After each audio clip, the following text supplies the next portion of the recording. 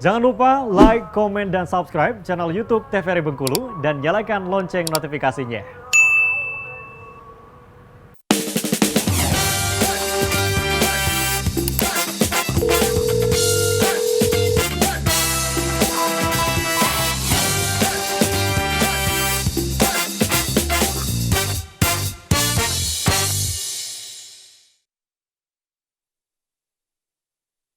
Masih dengan tema yang sama, yaitu jantung koroner, bersama dengan Dokter Junia dan juga Dokter Lisda.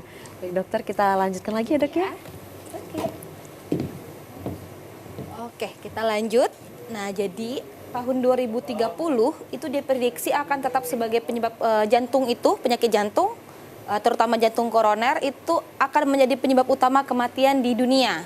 Di mana 23,3 juta orang di negara dengan pendapatan rendah seperti Indonesia itu memiliki kontribusi terbesar sekitar 80%. Nah, karena ini tadi penyakit jantung itu karena lifestyle juga ya, kolesterol, diabetes, makanya di daerah misal ya di Sumatera Barat itu ada rumah sakit jantung khusus itu, khusus jantung. Kalau di Bengkulu belum ada, karena prevalensi kolesterol di situ lebih tinggi. Karena hal-hal tersebutlah yang berkontribusi untuk menyebab terjadinya penyakit jantung koroner ini sendiri. Gitu. Nah, data WHO 2015 menunjukkan 10% kematian di dunia itu disebabkan oleh penyakit tidak menular. Salah satunya itu penyakit jantung, begitu. Nah, PJK atau penyakit jantung koroner sendiri di nasional itu pada tahun 2013 ya ini 1,5% kejadiannya. Cukup tinggi untuk satu penyakit dengan nilai di atas 1% begitu. Kemudian dia berhubungan juga dengan stroke, sumbatan di jantung, jadi penyakit jantung koroner.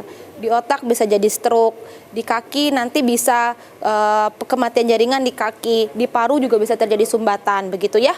Penyebabnya itu satu hal yang sama, cuman kebetulan nyumbatnya di jantung, jadi penyakit jantung koroner. Dia berhubungan dengan penyakit-penyakit lainnya ya dok ya? Iya betul gitu. Nah, untuk BPJS sendiri itu pengeluarannya untuk penyakit jantung itu cukup besar. Di mana 2014 sendiri 4,4 triliun, bukan lagi miliar ya, triliun. Meningkat jadi 7,4 triliun, hampir 2 kali lipat 2016, berarti dalam 2 tahun. Jadi peningkatan biaya kesehatan untuk penyakit jantung koroner sendiri itu sebesar 68,2%. Lumayan tinggi ya, yang harusnya kalau kita bisa dana pengobatannya ke prevalensi pencegahan itu akan lebih baik begitu. Oke. Nah, pertama kita belajar dulu letak jantung. Jantung itu walaupun pada beberapa orang ada kelainan ya, biasanya normalnya itu ada di kiri. Walaupun pada beberapa dari sekian orang ada beberapa yang di kanan. Letaknya di kiri, tengah agak sedikit kiri. Makanya nanti berpengaruh ke gejalanya. Nyerinya tidak hanya di satu tempat, karena dia bukan plok ke kiri banget, bukan, di tengah banget juga bukan ya. Dan kemudian dia alirannya itu mengalir ke seluruh tubuh, karena jantung itu memompa darah mengalir ke seluruh tubuh. Nih pembuluh darah koroner, yaitu pembuluh darah jantung. Kalau kita lihat ya di sini ini jantung, dia sendiri fungsinya yang gede itu nanti dia masukkan darah dari seluruh tubuh dan mengeluarkan ke seluruh tubuh begitu. Tapi pun dia sendiri butuh darah yang mengandung oksigen dan zat-zat lain untuk menutrisi jantung itu agar tetap bisa bergerak, memberi energi. Inilah pembuluh darah di jantung yang kita sebut dengan coronary arteries, arteri koroner. Gitu. Ini contoh ya jantung yang sehat. Kalau di sini kita lihat jantung yang sehat, perdarahannya cukup sehat. Kalau dia tersumbat di sini oleh kolesterol plak atau sumbatan oleh kolesterol, plak kolesterol. Kalau pernah kita lihat ya di saluran air kita, kalau kita seringan buang minyak di situ, terjadi plak ya, pinggir-pinggirnya itu kotoran-kotoran bisa jadi nyumbat kalau lama-kelamaan. Begitu juga di pembuluh darah kita. Lemak gitu ya dok ya? Iya, lemak jahat, kolesterol di darah terlalu tinggi, digabung lagi dengan adanya darah tinggi, diabetes, itu resiko plak itu yang udah sumbat itu karena darahnya tinggi bisa jadi rontok. Yang rontok itulah nanti dia kalau rontoknya kecil sampai ke pembuluh darah paling kecil sampai di jantung, akhirnya tersumbat di sini otot jantung yang tidak teraliri darah dengan cukup akhirnya bisa mati. Kita lihat di sini menghitam gitu. Itu nanti muncul saat dia udah mati, dia nggak bisa bekerja, harusnya tek tek tek tek gitu ya, nggak bisa bekerja maksimal. Itulah akhirnya nanti muncul gejala dan keluhan penyakit jantung koroner. Gitu. Oke, ini kalau kita lihat ya, penyakit jantung koroner kita sebutnya kedepannya PJK ya. Gangguan fungsi jantung akibat otot jantung, kekurangan darah karena ada penyumbatan atau penyempitan pada pembuluh darah koroner tadi yang memperdarahi jantung tadi. Dia ada cabangnya itu nanti kiri dan kanan gitu ya. Akibat kerusakan lapisan dinding pembuluh darah atau disebut sumbatan tadi yang lemak yang nyumbat tadi disebutnya aterosklerosis. Oh, sumbatan lemak itu disebutnya ini ya, Dok? Aterosklerosis. Gitu. Jadi aterosklerosis itu sumbatan di pembuluh darah ya. Oke, ini gambarannya. Apa itu aterosklerosis? Jadi pengerasan dinding arteri yang diakibatkan oleh adanya ateroma atau plak kekuningan tadi, yang itu. Yang di ujung, plak kekuningan ya. Yang mengandung lemak, kolesterol, sel-sel lain, kalsium dan lain-lain pada dinding pembuluh darah, arteri-arteri. Jadi di mana saja bisa. Kita bahasnya spesifik di jantung. Dia bisa di pembuluh darah otak bisa, nanti di paru-paru bisa tersumbat juga dan seluruh tubuh bisa tersumbat.